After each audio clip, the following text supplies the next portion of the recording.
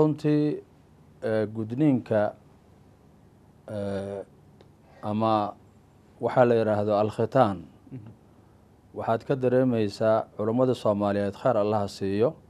tarjumada ay siiyeen oo af carabiga ay uga soo tarjumeen khitaanku inay tahay waxaa la yidhaahdo gudid oo macnaha gudid haddii la yidhahdo waa hawl meel gudaha laga qabanayo meel xasaasiya laga qabanayo walidaalika sidaas ayaa culummada islaamka waxay uga hadlaan raggana khitaan ayaa la yidhaahdaa gabdhahana markii laga hadlayo khafdi ayaa la yidhaahdaa marka gudniinkan la yidhaahdo alkhitaan alfircawni hadda magaciisaad ka garanaysaa waa fircawnaa laga soo gaaray taariikhda qarkood waxay leedahay fircawn waa ka horeysay ee niman la yidhahda ashhuuriyiinta laga soo gaaray calaa kulli xaal khitaankaas isaga ah waa xaaraam culummada soomaaliyeedna wax fara badan ay ka hadashay inta aniga aan ka warqabo ilaa 82 suurtagal ay tahay dadka qaarkood oo dhallinyarada inaysan joogin ilaa hadda culummada soomaaliyeed way ka hadlayeen bulshadana way ka wacyigelinayeen gudniinka la yidhaahda alkhitaan alfircawni inuu yahay gudniin gabadhii tacadi ku ah oo markaa ay khatar tahay haddana waxaa gudniinkaas uu aada uu xun yahay qaabka loogu tacadinayo xubintii taranka ee gabadha loogu tacadinayo oo ah ilaa 3 qaybood ay yidhaahdeen dadka khitaanka fircawniga markay ka hadlayaan mid gabadhii cajradeedii soo gaarayo iyo mid intii alxamdulilaahi meesha hore oo ay gabadha cambarteeda ay ka bilaabanayso hore yacni gaarayo iyo mid hoos taabanayo khitaankaas 3 nooca intaba xaaraam waayo shareecada islaamka qofkii gudaa saas waxa u gudaane damaana ku waajiba bal culimada qaarkood waxay leeyihiin waxaa ku waajiba qisaas iyo diya ku waajiba haddii qofka uu dhintana qofka xataa xibnaha qaarkood qofka ayay ku qiiman yihiin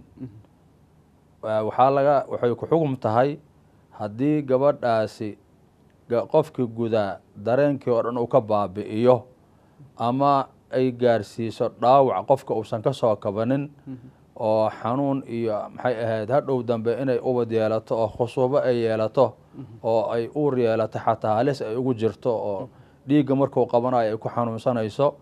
islaamku wuxuu gaarsiinayaa xeer damaano ah ilaa heer damaanadeed oo qofkii diyo kaamila laga qaadayo marka aad iyo aad ay khatar u tahay gudniinkaasi ma banaano culummada soomaaliyeed dee marka su-aasha kale ah yacni ilaa dowr intay ku leeyihiin culummadu bulshadooday ku dhex jiraan mar walba waa u sheegaan gudniinka ceenka ee foosha xun inuusan bannaanayn oo xataa gudniinka naftigiisa kan hadda ay u bixiyeen sunnada ay u bixiyeen xataa la isku haysto maxaa yeele meeshu waa xibin xasaasi ah intaa wax laga qabanaya la jaraayane hadda waxay u baahan tahay nin dhakhtara oo yacni qalitaanka iyo meelaha qaabkaas aada ugu takhasusay nin oo nafsaani aho qofkaan qiyaasi karo maxamili kartaa in yani lagu sameeyo gudniinka yani khitaan lagu sameeyo iyo maxamili karto iyo qof caalimahoo ka fatwoodo marka soomaalidu aslanba yacni waxaad moodaa in dhaqankii iyo caadadii hore ee dadqalatada ahayd ee gabdhaha xibnaheeda lagu fool xumeynayay inay dhaqan ka dhigteen marka insha allah anagana ka daali mayno wacyigelintaana way socotay haddana way soconaysaa inta culummada ah oo waxgarato ayaa mas'aladaas laga weydiinayaa ilaahay subxaana wa tacaala wuxuu leeyahay fas'aluu ahla dikri in kuntum laa taclamuun bulshada waxaa la gudboon inay culummadoodii la tashadaan dadka dhakhaatiirta ay la tashadaan canugaa yar ama gabadha gaar ahaan dhaho ragga waaba laysku yani mutafiq waaye in la gudo laakiin gabadha inay u baahan tahay arrimaheeda in tala fara badan laga yeesho oo aanan gabadhii lagu tacadin oo aanan hadhowto wax ayna ka waaqsanin oo nafteedii ama waxbarashadeedii ama garaadkeedii wax u geysan karo in aan loo gaarsiinin tacadi caynkaasee markaa bulshadii marka culummadii dhakhaatiirta ay u dhaga nuglaadaan lana tashadaan dadka khubarada ah ayaa la gudboon qolooyinkan warfaafinta ama ha ahaato maxay ahayd idaacado ama t v layska daawado ha ahaadaano ayaga ayaa fududayaal ka naqon karo barnaamijkan ayada ah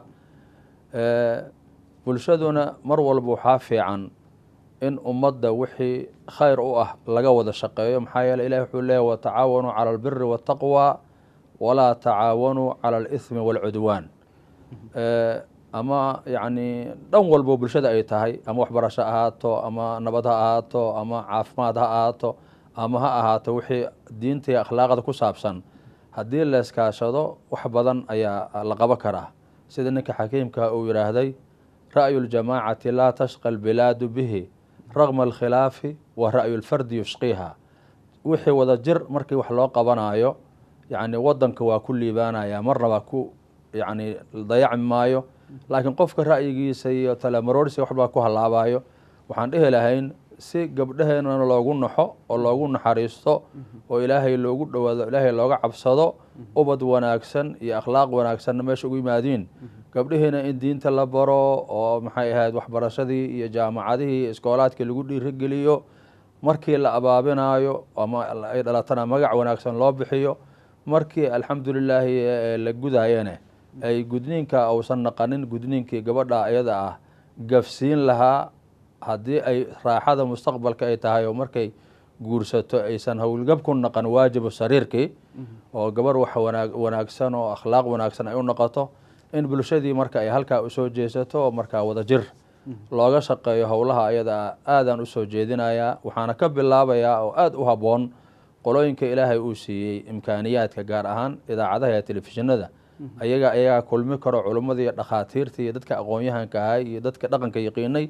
howlaha marka insaa wada jir loogu qabto.